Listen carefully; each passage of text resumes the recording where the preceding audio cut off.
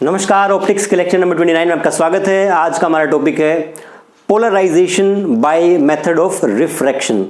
इससे पहले की दो क्लासेस में हमने पोलराइजेशन पढ़ा और फिर पढ़ा हमने पोलराइजेशन बाय रिफ्लेक्शन। आज हम पढ़ रहे हैं कि हम किस तरीके से रिफ्रैक्शन को यूज करके किसी अनपोलराइज्ड लाइट को पोलराइज्ड लाइट कर सकते हैं। अब देखिए, इसमें कुछ भी नया नहीं है। आपका जो पिछली लेक्चर में हमने पढ़ाया है ब्रीवेस्टर लॉ, उसी का इस्तेमाल करते हुए हम इसको बहुत ही सिंपल तरीके से एक्सप्लेन कर देंगे। छोटा सा लेक्चर है, शायद 10 मैक्सिमम 15 मिनट का। स्टार्ट करते हैं। तो इसको पढ़ने से पहले एक एनालॉजी देखते हैं। एनालॉजी क्या है? आप मान लीजिए आपके पास नदी में से कोई पानी आ रहा है और पानी कैसा है? आपका रेतीला पानी है। ठीक है भैया। अब रेतीला पानी है और ये ऐसे पहाड़ है, इस तरीके से आप मान लीजिए पहाड़ या कुछ भी आप स्लोप मान लीजिए। हमने क्या किया, जो आपकी नदी आ रही थी यहां पर एक गड्ढा कर लिया। एक गड्ढे का ये वाला हिस्सा जो है इतना रखा, इससे नीचा रखा। फिर यहां से एक और गड्ढा किया, उसका अगला हिस्सा और नीचे रखा उससे। फिर एक और गड्ढा किया, उससे और नीचे रखा। तो आप खुद सोच के देखिए, जब जो रेत वाला पानी है वो यहां आएगा और जब ये यहां तक भर जाएगा तो यहां पर कुछ रेत हमेशा जमा होता रहेगा, और जब पूरा भर जाएगा या उसके बाद ये पानी आपका आगे ट्रेवल करना शुरू कर देगा। तो कहने का मतलब जो रेत है वो कुछ यहां जमा हो गया। पानी जब आगे आया और जब उसने ये गड्ढा भरा तो कुछ रेत यहां जमा हो जाएगा और साफ पानी आगे चला जाएगा। फिर कुछ रेत यहां जमा हो जाएगा और रिलेटिवली ज्यादा साफ पानी आगे जाएगा। कहने का मतलब इस ऐसे केस में हो क्या रहा है, हर केस में आपका कुछ ना कुछ रेत ये गड्ढे रोक रहे हैं और ज्यादा प्योर पानी आपको मिल रहा है। ऐसी ही कुछ टेक्निक हम रिफ्रैक्शन के मेथड में यूज करेंगे। इसी एनालॉजी को आप ध्यान में रखोगे तो आपको ये बड़ी आसानी से समझ में आ जाएगा। स्टार्ट करते हैं। पिछले केस में हमने डिस्कस किया था कि अगर एक रिफ्रैक्टिव इंडेक्स म्यू के ग्लास स्लैब पर एक अनपोलराइज्ड लाइट अगर पड़ती है तो उसका रिफ्लेक्टेड पोर्शन हमेशा पार्शियली पोलराइज्ड तो रहता ही रहता है। पार्शियली पोलराइज्ड तो रहता ही रहता है, लेकिन एक एंगल ऐसा आता है जिस पर उस पर्टिकुलर एंगल आई पी पर वो कंप्लीटली पोलराइज्ड हो जाता है और एक रिफ्रैक्टेड रे निकलती है जो आपकी पार्शियली पोलराइज्ड होती है। ठीक है भैया। तो हम यहां पर ऐसी जो ग्लास स्लैब्स हैं वो एक न यूज करके मल्टीपल ग्लास स्लैब्स यूज करेंगे। कैसे यूज करेंगे? आप फॉर इंस्टांस मान लीजिए ये आपकी पहली ग्लास स्लैब है। यहां पे हमने लाइट कुछ इस तरीके से इंसिडेंट कराई है कि वो नॉर्मल के साथ एंगल आई पी बनाए। क्लियर है? आई पी बनाएगी तो क्या होगा, रिफ्लेक्टेड वाले पोर्शन में ये वाला कंपोनेंट काफी हद तक निकल जाएगा। कहने का मतलब है जो इंसिडेंट अनपोलराइज्ड लाइट थी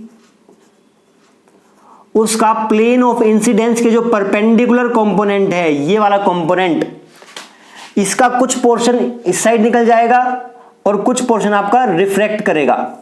रिफ्रैक्ट में देखिए आप, इंसिडेंट रे और ट्रांसमिटेड रे पैरेलल होती हैं, हल्की सी ऊपर नीचे शिफ्ट होती हैं, पर यहां मैंने उसको एक ही लाइन में शो कर दिया है। यहां पर क्या होगा, पार्शियली पोलराइज हो जाएगी ये लाइट। इसका एक कंपोनेंट ऐसे ऑसिलेट करेगा ही करेगा, एक परपेंडिकुलर ऑसिलेट करेगा। अगर मैं इसके सामने फिर से एक ग्लास स्लैब रख दूं तब क्या होगा? तब आप देखिए एंगल ऑफ इंसिडेंस तो यहां भी इतना ही बनेगा। तो यहां पर जो आपके ये परपेंडिकुलर वाले कंपोनेंट हैं, इसमें से कुछ और कंपोनेंट इस साइड निकल जाएंगे।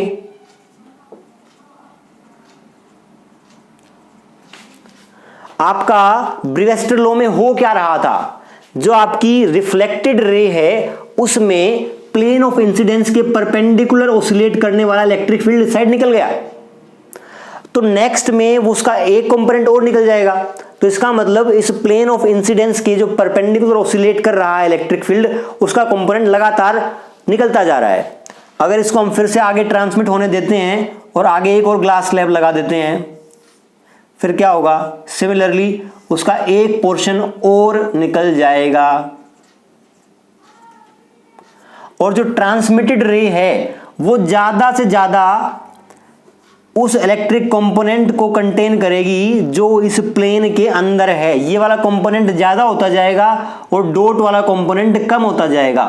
तो ऐसी हम नंबर ऑफ प्लेट्स जब लगा देंगे तब क्या होगा, जैसे यहां पे क्या था, हर गड्ढे में रेत रुक रहा था, तो हर ग्लास स्लैब में प्लेन ऑफ इंसिडेंस के परपेंडिकुलर ऑसिलेट करने वाला इलेक्ट्रिक फील्ड निकल जाएगा। यहां से और निकल गया, यहां से और निकल गया।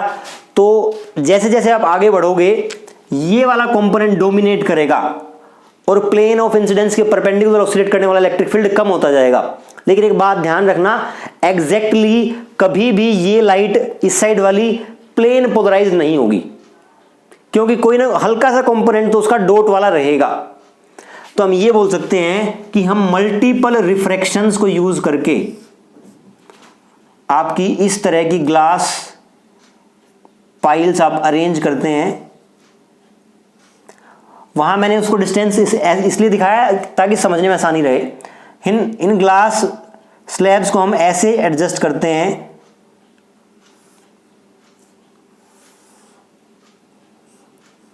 ठीक है, और यहां से अनपोलराइज्ड लाइट हमारी पड़ती है,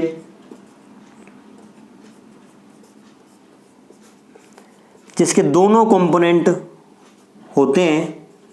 हर ग्लास स्लैब से टकराने के बाद आपका प्लेन ऑफ इंसिडेंस के परपेंडिकुलर ऑसिलेट करने वाला इलेक्ट्रिक फील्ड निकल जाता है और फाइनली